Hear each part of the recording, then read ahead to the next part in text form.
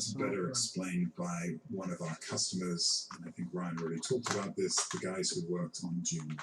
We create previs, postvis, and visual effects finals, and we do that in a very efficient manner, and we also do that at a higher quality than most other visual effects vendors provide. I brought Wiley on during post-production on June 1. They're a small, nimble company who were able to turn around shots to a really high quality level really quickly. In fact, they did a version of every single post-production shot in that movie. In order to be successful in this business, you have to be incredibly efficient. And in order to do that, you have to have the best hardware. In our research, we found the AMD Ryzen Threadripper Pro. It had an immense number of cores and just an unfathomable amount of bandwidth. And that's what we needed. We needed to turn around hundreds and hundreds of post-vis shots and hundreds of final shots. So yes, so that's the movie June. I think everybody who's watching this live stream has probably either heard of or watched that film, if not once, many, many times. And it's a good example of what it means to need a processor like Threadripper Pro. I think I'm having technical trouble with my slides here. Ryan, can you advance that slide? Yeah, which slide are you seeing on your screen? Are you seeing the evolving demands require relentless innovation? Okay, yeah, I didn't see it. All right, so Wiley, it's a classic example, right? We come to expect more and more things out of our movies, and this slide has a number of examples on it. I don't really want to talk about those. I really find the interesting example would be what Wiley did for June. If you watch the full video, they'll go through and describe how they went and did the blue eye effect that's famous in June on the Arrakis. And they went through and they took out the reflection from everybody's eyeball, put blue back on the eye, and then put the reflection back on top. Right? This is the level of detail, the demands of customers and audiences everywhere of what they want us to be able to do to show them something magical in the movies. And these are things that people didn't have to go through and do 5 years ago, even 2 or 3 years ago. Special effects, visual effects were not needed at that level, but now it's what people come to expect. You know, we develop technology, the hardware comes along, it can do great things, and now somebody wants to go the extra step. So, oh, well, now it can go this fast, I can do something else. And that's the reason the Threadripper Pro exists. And it's not just in the movie business. You know, there's all the cases now in architecture and construction. People now are not just building, creating structures and designing them in CAD in isolation. Now, if you're doing a big project, especially in a metro area, you're going in and capturing what's already there. Or maybe you're combining in an existing building into the new building that you're adding because you've got some building that's on the old. It's been around for 150 years. You don't want to knock that building down. Now you want to build around that building and incorporate that old building into what you have today. Those sorts of innovations, the demands of the software to do reality capture like that and bring the existing world into your CAD model when you're designing architecture, again, these are things you couldn't do before, and they're pushing everything to the limit. They're pushing your graphics to the limit, pushing your number of cores to the limit.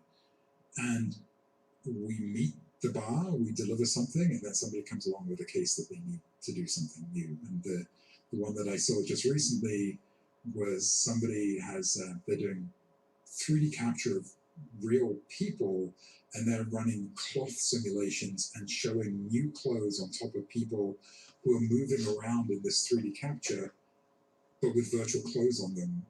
And that's another example of something which couldn't exist until you had 64-core Threadrippers around. You just didn't have enough processing power on your desktop to be able to even think about previewing that, and now you can go do that. So no matter how hard we push, the world demands more and comes up with interesting things to do.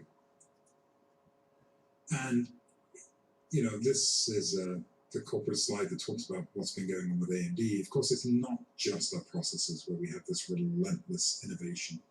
We've had major improvements in graphics. And indeed, outside of the workstation, heavy workstation processors like Threadripper Pro, we have those products like the Ryzen 6000 mobile series, which incorporate both the CPU cores and the GPU cores together and deliver products like the Lenovo P16S, this amazing single chip that has graphics performance that's as good as entry-level discrete graphics now. It's now available on a thin light platform with many, many hours of battery life. You know, this combination of the innovation across all of our IP strengths is delivering something for everybody everywhere. But let's talk more about the Threadripper Pro 5000 series. So companies like Wiley-Co, you know, they built Dune based on the 3000 series Threadripper Pro. And the 3000 series Threadripper Pro is the backbone of a lot of very high-end products and projects in a lot of different industries. What is it that comes with the 5000 series? And especially, what does this mean when AMD has just launched the 7000 series on the desktop? The 5000 series delivers everything you came to expect from multi-core performance, those high throughput rendering, being able to do simulation, but then adds in a massive leap forward in single-threaded performance. And this is the thing, look, the Threadripper Pro 3000 series had plenty of single-threaded performance, but there were always these cases, you're doing motion capture, where everybody wished they had a bit more frequency. And with the Ryzen Threadripper Pro 5000 series, we're delivering that additional single-threaded performance as well. So we took a processor which was already the world's best multi-threaded processor, and then we've added onto it this incredible single-threaded performance capability. And that means that whatever it is you're trying to do, the Threadripper Pro is just going to handle your application. And you don't have to worry about it. You don't have to worry about, well, should I shut down one application before I launch another one? It's just going to be there for you. It's going to work. It's going to deliver what you need. And it's going to do this in what is an incredibly power-efficient package. And I think this is one of those keys about Threadripper Pro that the industry didn't really have before. If you needed high-end performance before, you had to have a workstation with a massive chassis, you know. It had to go under your desk. It was going to be big. It was going to be loud. It's going to have a big power supply in it. You're going to have a lot of fans.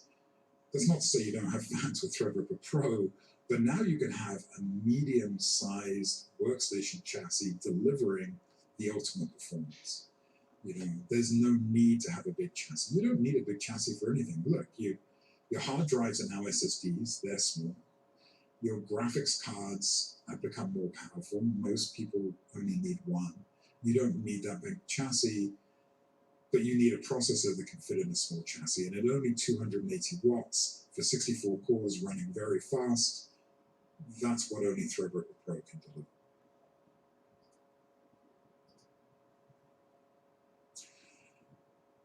Just comparing the 5000 series to the 3000 series briefly here, again, the thing I really want to highlight, and one of the big changes for us, and something that I was personally pushing for, was the improvement in single-threaded performance. And there's a little star here on this chart that says, hey, it's 4.5 gigahertz for all models. In the past, with the Ryzen 3000 series, if you got the 64-core processor, then you were limited on the single-threaded frequency of that part. So if you wanted the ultimate single-threaded frequency, you would definitely have to go pick up the 12-core or the 16-core part. With the 5000 series, what we've done is we've brought that 4.5 gigahertz frequency right the way up to 64 cores. And it wasn't easy. It was something that took a lot of pushing, but now we have delivered that no-compromise processor, right? It will do all the multi-threaded workloads. And then if you want to go do motion capture, if you want to go run your single-threaded CAD, it's going to do those very fast as well. Of course, we always want more frequency, but this is a workstation product. Delivering 4.5 gigahertz in a 64-core workstation product with workstation reliability, it's an amazing accomplishment, one that we're very proud of. Me dá uma pausa, como a gente está fazendo uma review, bandidos estão do outro lado, nós não sabemos onde esses criminosos estão. Vou dar uma pausa. como é uma review, a gente está revendo, bandidos estão do outro lado e a gente está gravando coisas que eles estão tentando usar para poder favorecer. E bandido tem que estar na cadeia. Vocês estão nos Estados Unidos, a gente está no Parque Independência. A gente vai continuar a review. Eu quero que fale claramente os absurdos que são feitos mediante aquilo que vai se proceder daqui por diante. Pedimos migração, não temos assunto com criminoso. É um palhaço, é um patife que usa situações para tentar favorecer e se engrandecer, sendo que não é porra nenhuma. Hoje eu vou falar claramente. At the stack, if we look at all the different processes that are available, the first thing you'll notice is we've added a new 24-core processor. And this is really something that we added because customers were asking us for that sweet spot between 16-core and 32-core. You know, one of the things about Threadripper Pro is we don't want to force you to buy a particular processor. We want to deliver you the option in the same motherboard, in the same chassis, in the same workstation design from the same workstation vendor. You can choose. Do you only need a 16-core processor for a Photoshop artist, but you want to make sure that you have a 64-core processor for everybody else? Or even if you only need 16 cores for the artist working in the workstation, do you want that background processing to add to your render farm? You're going to give them a 32-core processor anyway, right? You have all of those different choices. And again, each one of these processors, they all have the same memory bandwidth, right? So you can put in 8 DIMMs of memory and give yourself a phenomenal amount of memory bandwidth. You can also address a terabyte of memory. You know, the things that you need when you're working on really difficult problems. You have the PCI Express slots. You can plug in advanced networking, high-end graphics, as many SSDs as you can probably afford, right? In fact, the great thing about Threadripper Pro is it has so much I/O, so much memory bandwidth that really you're going to run out of budget buying all the extra memory and buying the disks and buying all the CPUs before you run out of those slots. It has all of that expandability for what you need today and what you might need in the future as well. So let's compare ourselves to our competition. If you look at the competition, you don't have 64 cores. You only get 4.0 gigahertz. We have 4.5 gigahertz with higher IPC. You have a smaller amount of L3 cache. And of course, the L3 cache is that piece of memory that's on the CPU and really close to the processors and keeps the data that they need to feed the beast, keeps it really close and makes it available.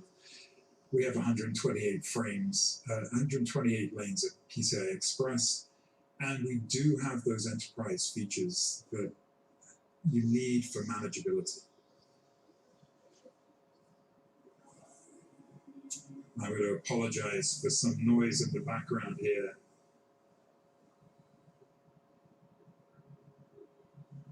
And talk about what it is that you will do with Threadripper.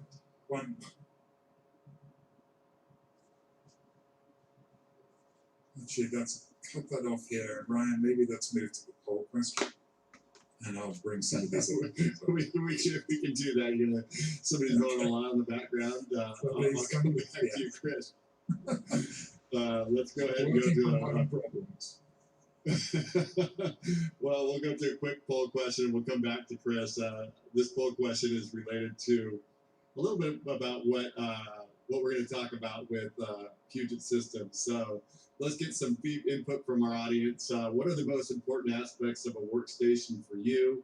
You can select all that applies, that performance, reliability, expandability, quiet operation, or is it cost? And let's go ahead and get some responses from all of you, and we'll either go back to Chris or just skip right to Matt and come back to Chris at the end there. So again, what are the most important aspects of a workstation for you? I know what it is for me. Is it performance, reliability, expandability, quiet operation, or cost?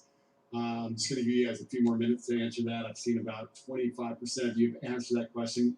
If you're new to this, it's that slide. It's right on screen, so just click on the screen which answer you'd like to get, and we're going to see the results from all of you in just a moment. About 40% of you have answered. And then, Matt, I'm going to have you, while we're waiting for Chris, maybe you can kind of just see if this meets your expectation with these results. So let's take a look here. You know, performance, is that any surprise to you, Matt? No, of course not. I'm not, honestly a little. I guess the only thing that's a little bit surprising to me is that reliability isn't above performance. Because at least to me, like a system that's going to be rock solid, always, it's never going to go down, no blue screens ever. To me personally, I think that's a little bit more important than getting a little bit more performance. But yeah, I totally get it. Yeah, performance is the first thing because you got to get the job done too. It's just a kind of different way of looking at how to get your job done as quickly as possible. Yeah, and a piece with reliability, right? If your screen's crashing on you, if you're in the middle of doing something and it crashes, you got to stop your work and you don't get any performance, right? Well, I guess while we're waiting for Chris to come back, I'm just going to kick it off to you, Matt. So why don't you get us started with your end, and then we can come back to Chris as soon as he talks to his gardeners. Sure. Yeah, of course. So I mean, one thing, though, I kind of want to reiterate, that Chris was talking about was how much capability that Threadripper Pro has. I mean, the 128 PCIe lanes, the 8-channel memory that supports, I believe, technically 2 terabytes of RAM. Depends on your motherboard, of course, how much you'll actually be able to use. But those two kind of things, and then all of the cores. Really those 3 things: PCIe lanes, the RAM, and all the cores. Man, I gotta tell you, it's so nice to be able to basically throw anything at a Threadripper Pro system and know that it's going to be okay. We've been so used to over the years of, okay, if you put in this many NVMe drives, well, that's going to disable maybe these USB ports, or disable these SATA ports, and there's just like none of that limitation with Threadripper Pro. So it's just amazing to be able to. Sure, you want 4 GPUs? Yeah, do it. No problem. There's still room for NVMe drives. So that's one of the really, really nice things with Threadripper Pro that we appreciate as a system integrator. But yeah, I'm here to talk about kind of how we're using Threadripper Pro, the performance we've seen. Where does it make sense? Where is it exceptionally strong? Where is it a terrific choice? And I do want to mention that we do have a full article that we did. It's the Threadripper Pro 5000 WX series. We focus on content creation, at least in that article, and that is available in the resources list. And that's primarily comparing it to the Intel Xeon W line, and then also the previous generation Threadripper Pro. So you can kind of see, well, okay, I had a Threadripper Pro 3000 series. What am I going to get out of an upgrade? Or if you're choosing, okay, which way do I go? I know I want a workstation. Should I go the Intel Xeon W route, or should I go the Threadripper Pro route? We go over all of that kind of performance in there. And man, if you like charts, we got charts in there. So I'm going to do things a little bit different. Like me, I'm a very data-focused person. I love spreadsheets. I love charts. I'm sure some of you guys do too. But we're going to leave most of that for the article. So if you want that, it is all there. It's not behind a registration wall or anything like that. So you can go and you can check it out. You can dive into the details if you want. But today, I kind of want to go over a couple of the industries that we. It's a few questions, and I appreciate everybody sticking around. We definitely didn't go within time, but I don't expect that when we got such interesting conversation. But we are going to stick around, and we are going to get to some of the questions that we got from the audience. And if you have to leave, remember you can tune in on demand, and I will have a table of contents so you can skip right to the question and answer if you do need to come back and take a look at that after. You come back and make sure your question's answered. So this question is for Puget. What is the shipping time for a Threadripper Pro workstation from Puget Systems?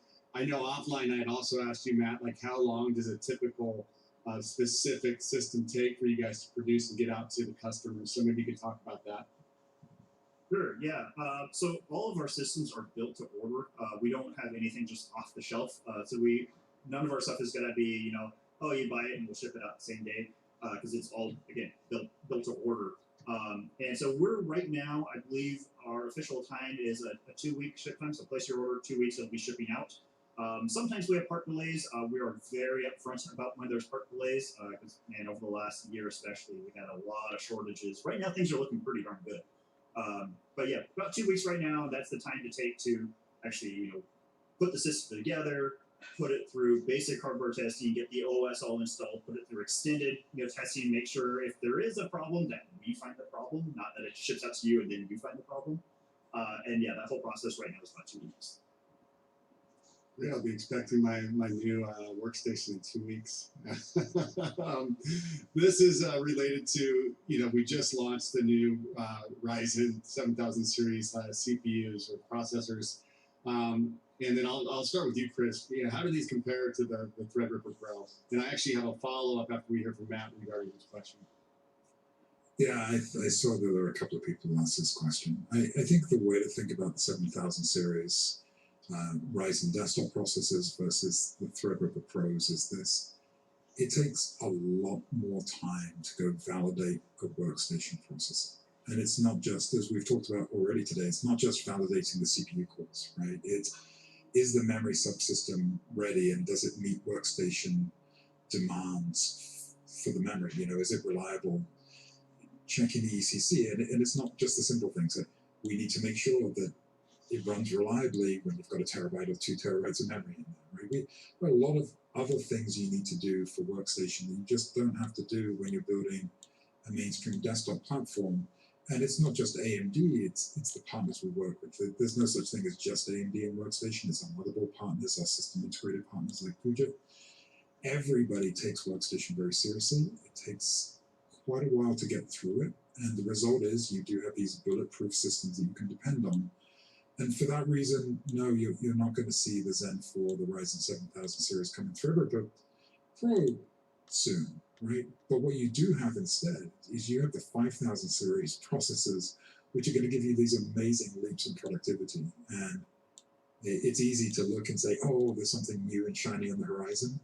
But, Matt said, just look at switching somebody over to a Ryzen 5000 series who are running doing software development.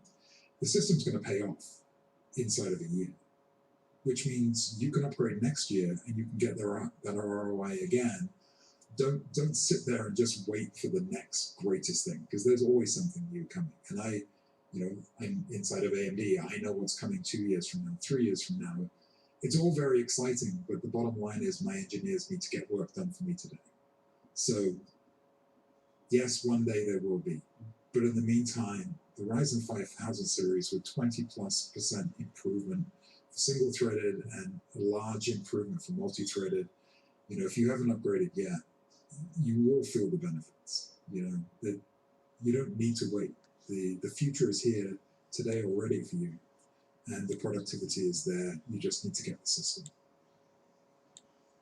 Did you one want of to the things, sure, yeah, I was just going to say, well, one of the things we always come back to, sometimes we talk about with customers, sometimes we just, just talking internally or at a trade show, is that, man, your computer, it's a tool. It's a tool and it's trying to get a job done. And, with these Ryzen 7000 CPUs, sometimes that's the right tool. And if that's the right tool, yeah, absolutely use it. But it's not always going to be the right tool. Like Chris was talking about, all that extra validation that goes into the workstation platform, the additional reliability that brings up, not even just on the hardware side, but on the software bugs that might come up, that you've got to deal with, or driver things. That extra reliability and everything on the Threadripper Pro line is incredibly important. This came up even in the poll that we took, a while back, where I was a little bit surprised that reliability wasn't higher, because for us, man, that is like one of the driving forces behind going up to those workstation platforms. Yes, this is the performance, there's the extra cores, all that kind of stuff. But man, when it is something that is your livelihood, is this system working? To us, that reliability is so much more important than almost anything else. I mean, if you take anything to an extreme, obviously, the most reliable, 486 computer from the 80s or 90s, that's not going to get the job done. But yeah, all of that work that goes into the validation, all that, and sometimes, too, if you need more than 128 gigs of RAM, yeah, you got to go up to the workstation platform. If you want all the PCIe lanes, you got to go up. You gotta have those capabilities. It doesn't matter how good that Ryzen 7000 CPU is. For certain workflows, it's you got to look at the computer as an entire platform, an entire solution, rather than just the its and bits and pieces that go into it. And just you made me think of another thing there too, Matt. The cores are nothing without the memory subsystem, right? So there are places, no doubt. The Ryzen 7000, by the way, is really a great desktop processor.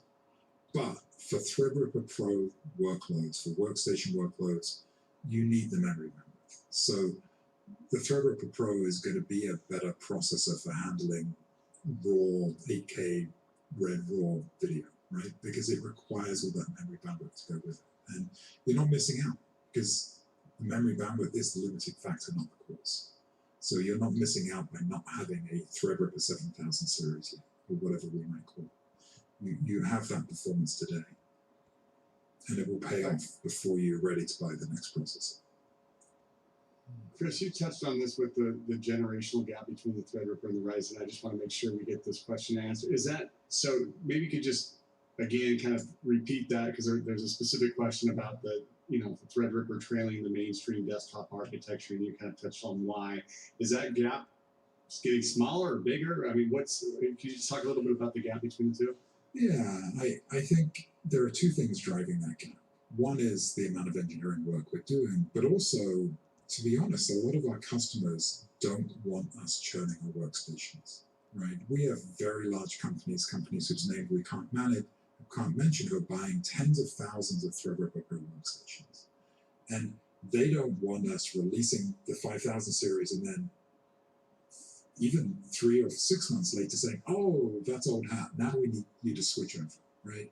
Companies who are relying on their workstations and making large-scale deployments, they want us to have availability for a long time.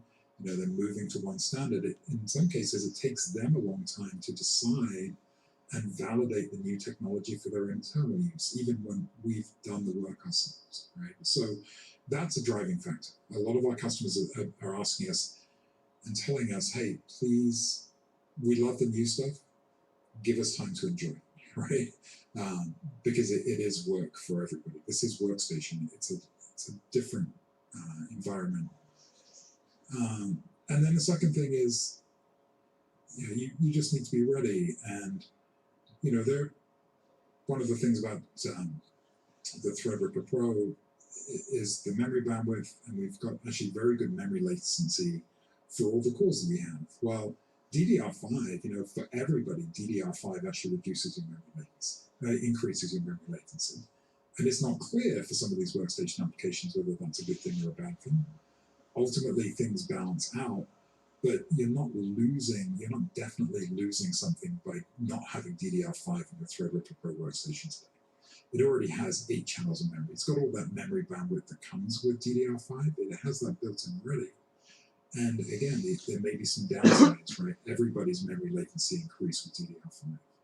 And that needs to balance out. So taking a little extra time to deliver this technology, and who knows what surprises may or may not come in that generation from us.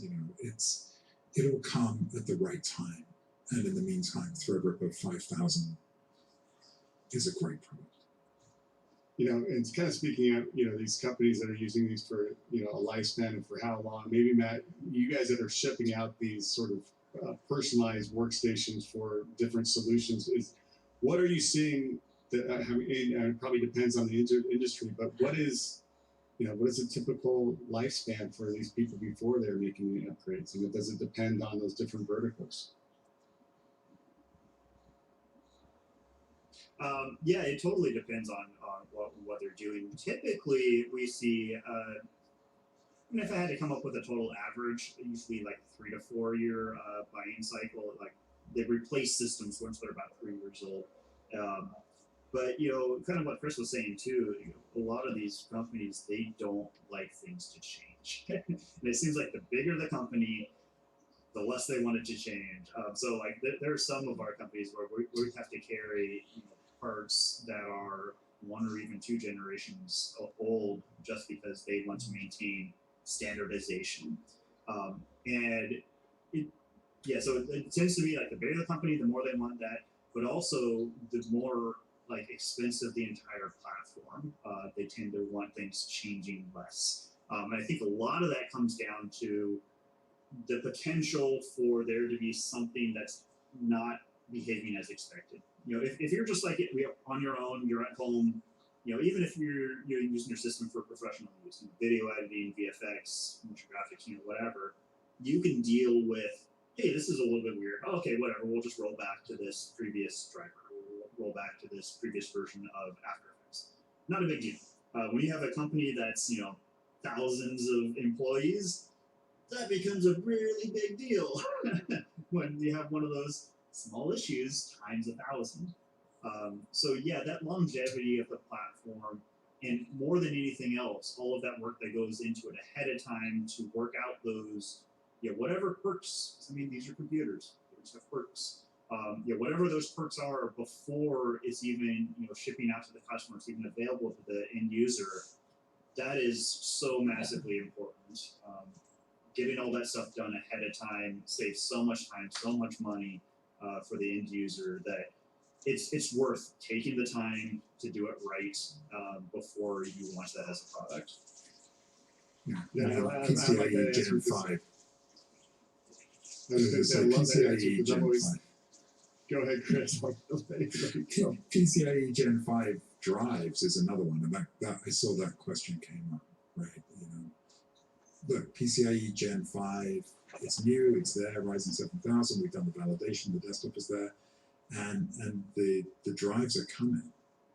But it's a big difference between having your personal drive where you can afford to back up that entire drive locally all the time. It's the difference between that and say, hey, you're going to have 20, 30, 40 terabytes of drives in your system, and honestly, you can't back that up. It's infeasible.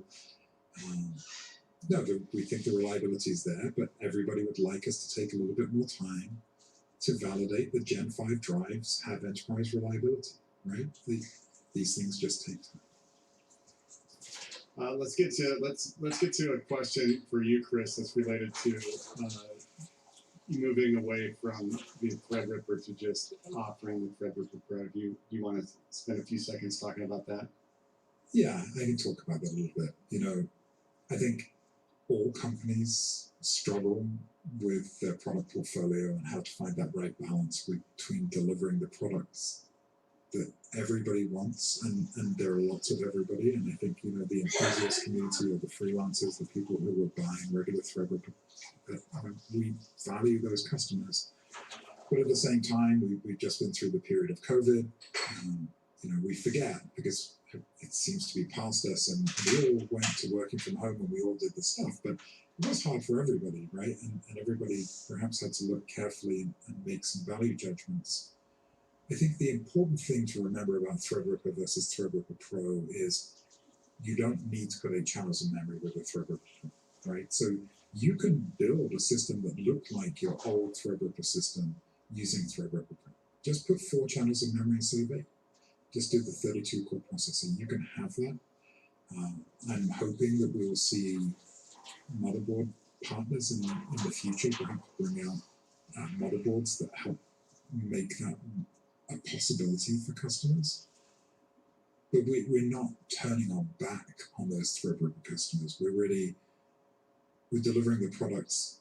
Everybody wanted us to deliver Ryzen Threadripper Pro 5000 series, right? The big demand, we've delivered that product. It will work for the Threadripper customers, and motherboard partners will help us bring the cost of the platform down. But in the meantime, it is there, it is available. One of the things that we brought from the original Threadripper over to Threadripper Pro is the 24-core processors, right? So bringing in lower cost Threadripper Pro options that perhaps weren't available before. Terrific. Thanks for that. And we've got another question that's related to, for you, Chris, which is talking about what is the technologies that for AMD to get the right balance between this, you know, the memory, the storage, the graphics, and networking.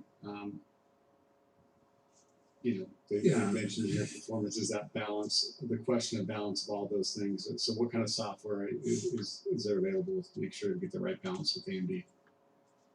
Well, the first thing is you need to have a lab. You need to be measuring these things. So actually, if I look at my personal budget, my lab is one of the most expensive things in my budget for my organization here at AMD, right? And we spend a lot of time running different use cases and analyzing those use cases to understand, is this memory bandwidth limited? Is this limited by PCI Express? How much is the graphics card holding us back or not holding us back?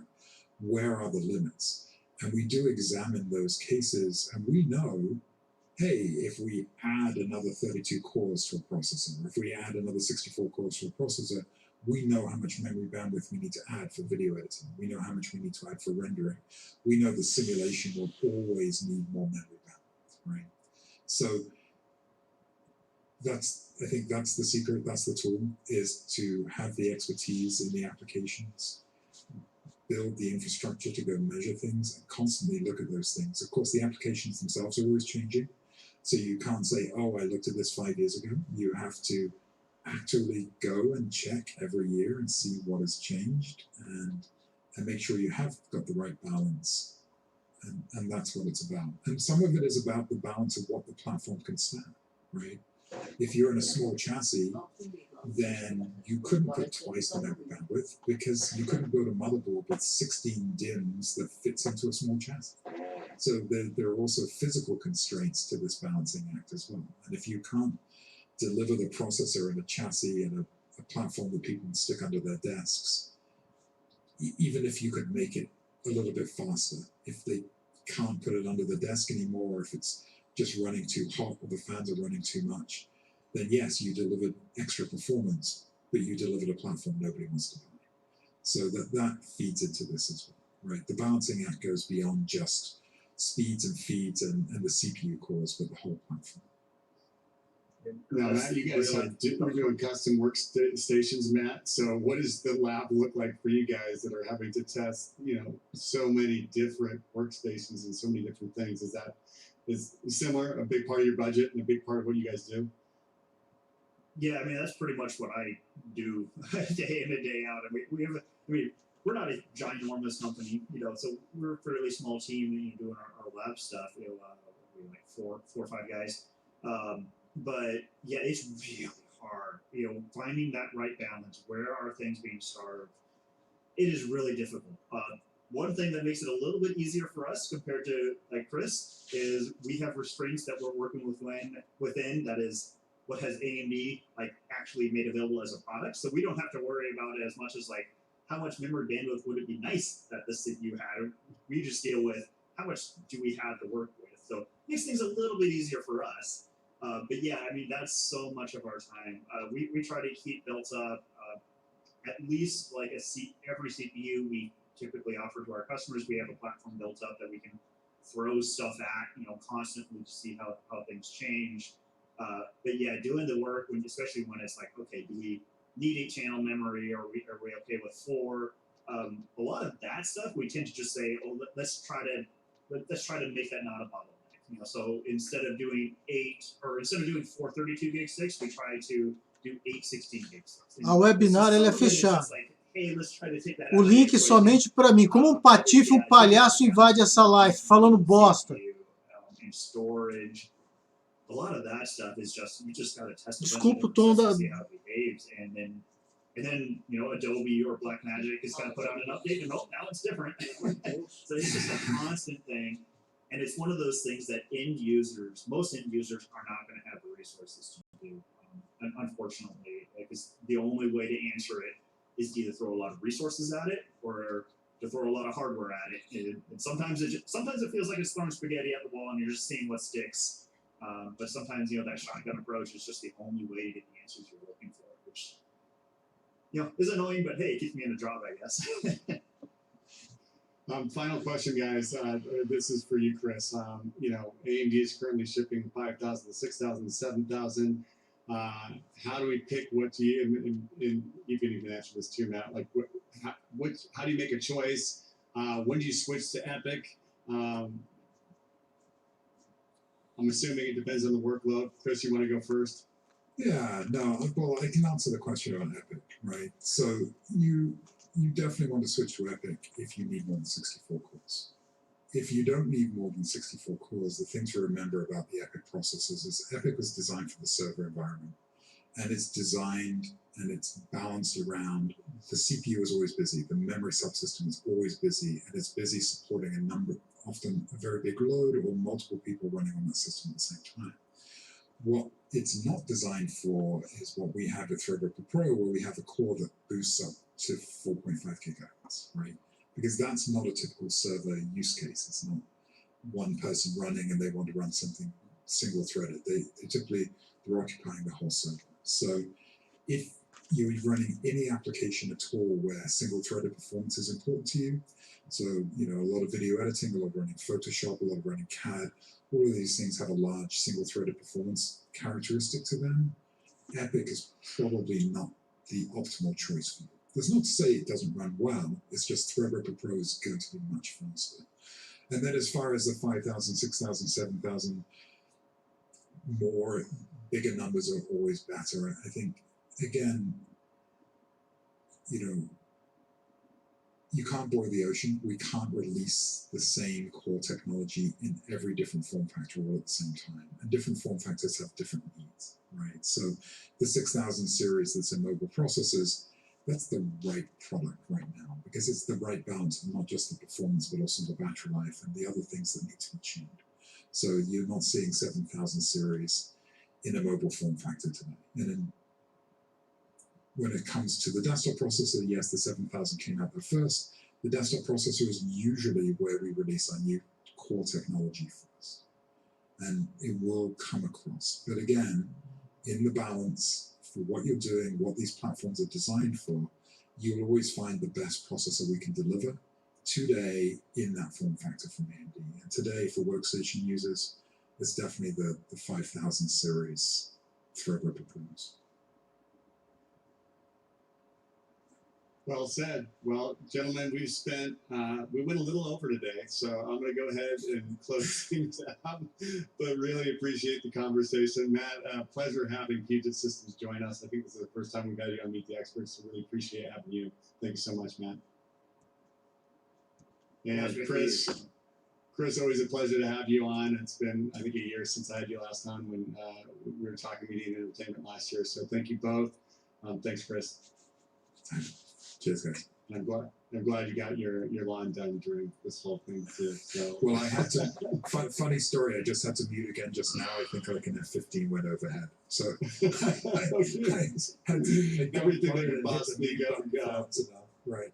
Anytime you go on a webinar, that's what's going to happen. Well, thank you both. I'm going to close things out really quickly, but let's go ahead and quickly just want to remind you all to take a look at our Partner Hub. I typically have a longer spiel regarding our Partner Hub, but right there is the resource list. We've got our resources from today's Meet the Experts, so I encourage you to check out some of those in the resource list, including this presentation, which you'll find there. And as I mentioned before, our Partner Hub, where you'll find AMD Arena, our partner newsletter, which is basically going to give you all the sales tools and marketing tools that you need delivered right to your inbox, and plus getting up-to-date information on future Meet the Experts webinars. And it comes in multiple languages, 12 in total.